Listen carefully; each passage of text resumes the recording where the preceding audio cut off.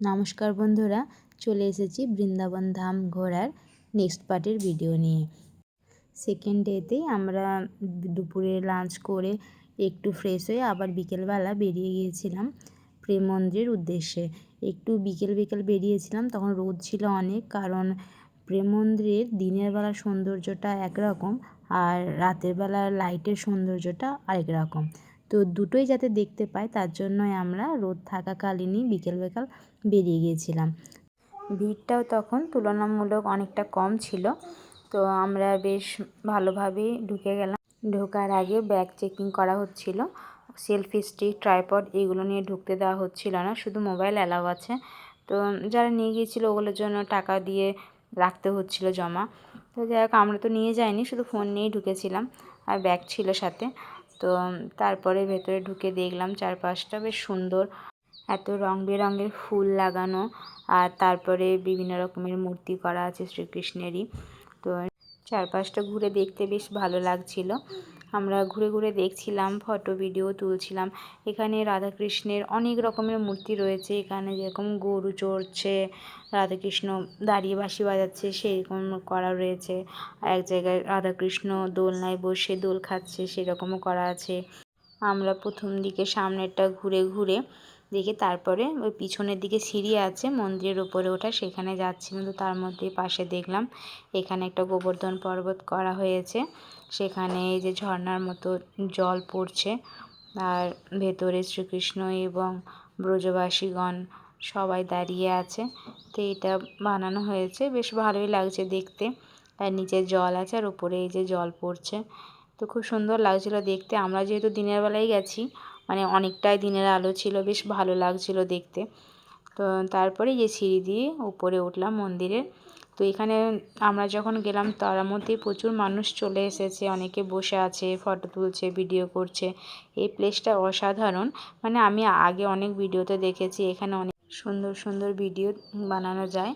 তো আমারও খুব ইচ্ছে ছিল এখানে ভিডিও বানাবো। তো প্রথমে আমার হাজব্যান্ড আসেনি মন্দিরের ওপরে, অ্যাকচুয়ালি বিহু ঘুমিয়ে গিয়েছিল, তো বিহুকে নিয়ে বসেছিল। কিছুক্ষণ পর বিহুর ঘুম ভাঙে, তারপরে ওরা আসে, তারপরে আমার ভিডিও করে দেয়। আর এদিকে সমৃদ্ধি আর শম্পা আমার বোনঝি, ওরা নিজেদের মতো করে ওরা আগেই ভিডিও করছিল, ওরা আগে চলে এসেছিল ওপরে। তারপরে আমরা সবাই একে অপরের সাথে ভিডিও করলাম, কারণ এগুলোই স্মৃতি হিসেবে থাকবে। ঘুরতে এসেছিলাম সেটা তো আমাদের মনের মধ্যে থাকবে, কিন্তু এই ভিডিওগুলোই আমাদেরকে সেই স্মৃতিগুলো মনে পড়তে সাহায্য করবে। তাই আমার খুব ইচ্ছে ছিল যে কিছু ভিডিও বানাবো। তো আমি, বোনঝি, আমার মেয়েরা সবাই মিলে ভিডিও বানালাম, বেশ ভালো লাগছিল, যেহেতু প্লেসটা সত্যিই খুব অসাধারণ। আর এখানে আমাদের মতো আরও অনেকেই ছিল, সবাই ভিডিও বানাচ্ছিল। আর যেহেতু এই গোপী ড্রেসটা আমি কিনেছিলাম বৃন্দাবন ঘুরতে আসবো বলেই, তো ইচ্ছে ছিল প্রেম মন্দিরে যেদিন আসবো সেই দিনেই গোপী ড্রেসটা পরবো। তো সকালবেলায় পরে বেরিয়েছিলাম, কারণ তখন আমি জানতাম না যে প্রেম মন্দিরটা বিকেলে যাবে। তো যাই হোক, সকালেও পরেছি আবার বিকেলেও এসেছি, কেন ওটা প্রেম মন্দিরে পরবো বলেই কিনেছিলাম। তারপরে আমরা সবাই ভিডিও বানালাম। বিহুও বলছে বাবাকে যে আমিও এরকম গোল ঘুরে ভিডিও বানাবো, তো ওরও ভিডিও করে দিলাম। তা আমাদের ভিডিও করা শেষ হচ্ছে না, মানে এত ভালো লাগছে, ফটো তুলেই যাচ্ছি আর ভিডিও করেই যাচ্ছি। তো আমরা প্রত্যেকে অনেক রকমের ভিডিও করে নিয়েছি, যাতে পরে আফসোস না হয় যে এই ভিডিওটা করা হলো না। যদিও আমার আরেকটা ভিডিও করার খুব ইচ্ছে ছিল ওই সিঁড়ির মধ্যে ওঠার, কিন্তু তখন একটু ভিড় হয়ে গিয়েছিল, আর একটু আগে এলে হয়তো আমরা ওই ভিডিওটা করতে পারতাম। যাই হোক, আমাদের অনেক ভিডিও করা হয়ে যায়। তারপরে আমরা মন্দিরের ভেতরে গেলাম। মন্দিরের ভেতরটা ঘুরে দেখছিলাম কী আছে। তো তখন আবার ভিড় একটু বাড়তে শুরু করছিল। আর এই ওপরে একটা ঝাড়বাতি আছে লম্বা, খুব সুন্দর, আর ভেতরে ডেকোরেশনটাও খুব সুন্দর করে সাজানো। আর মন্দিরের ভেতরে দেওয়ালের পাশে অনেকগুলো ঠাকুরের মূর্তি আছে, যেরকম গৌরাঙ্গ আছে, রাম সীতা, রাধাকৃষ্ণ, সব কিছুরই মূর্তি করা আছে। আমাদের মন্দিরের ভেতরেরটা ভালো করে দেখা হয়ে গেলে আমরা মন্দিরের বাইরে বেরিয়ে আসি। তো তখনও খুব একটা সন্ধ্যা হয়নি, তবে সন্ধে হয়ে আসছে সবে। তো তার মধ্যে দেখলাম ভিড়ও প্রচণ্ড পরিমাণে বাড়ছে। মানে আমরা যখন বিকেলবেলায় এলাম তখন অনেকটা ফাঁকা ছিল, লোক ছিল কিন্তু তাও ফাঁকা। আর এই সময় দেখছি প্রচণ্ড ভিড়, মানে মানুষ এত ভিড় করে আসছে, এই যে মানে এত ভিড় মানে ঠেলাঠেলি ভিড় বলা চলে। তো যাই হোক, আমরা বিকেলবেলায় এসে বেশ ভালোই করেছিলাম, কারণ আমাদের অনেক ফটো তোলা হয়েছে, ভিডিও করা হয়েছে, মনের মতো করে মন্দিরটা ঘুরে দেখা হলো। তারপরে ভাবলাম সন্ধ্যা হয়ে আসছে, আরও 2-1টা ভিডিও করে নিই। আর এই মন্দিরটাতে এলে সত্যি কথা বলতে বাড়ি যেতে ইচ্ছে করবে না, কিন্তু যেতে তো হবে, বেশিক্ষণ তো আর থাকা যাবে না, কারণ আরও অন্যান্য স্পটগুলো দেখার আছে, তাছাড়া হোটেলেও ফেরার আছে। তার জন্য মনে হচ্ছে যে যতক্ষণ আছি ততক্ষণ যত পারি ফটো ভিডিও তুলে নিই আর মন ভরে দেখে নিই। তো আমাদের ভিডিও লাস্ট যে কটা ছিল করে নিলাম। তারপরে সন্ধ্যাবেলা লাইট জ্বলে গেল। এই লাইটের আলোর যে সৌন্দর্য প্রেম মন্দিরটাকে আরও মনোমুগ্ধকর করে তোলে। মানে আগেই বলেছিলাম যে দিনের বেলার প্রেম মন্দিরের সৌন্দর্য সত্যি আলাদা, আর রাতের বেলার সৌন্দর্য আরও আলাদা। মানে রাতের বেলায় যে লাইট চেঞ্জ হচ্ছে, মানে পিঙ্ক থেকে red, blue, purple, yellow, green, তারপর সি গ্রিন, এই সব কালারগুলো চেঞ্জ হতে থাকছে, বেশ সুন্দর লাগছে। তারপরে এখানে সন্ধ্যাবেলায় একটু সন্ধ্যা আরতি মানে কৃপালু মহারাজকে নিয়ে এখানে পরিক্রমা করা হচ্ছিল, আর সবাই রাধে রাধে করে এখানে পরিক্রমা করছিল। তো বঞ্জি বলল, চলো মাসি আমরাও তাহলে একটু পরিক্রমা করে নিই এদের সাথে।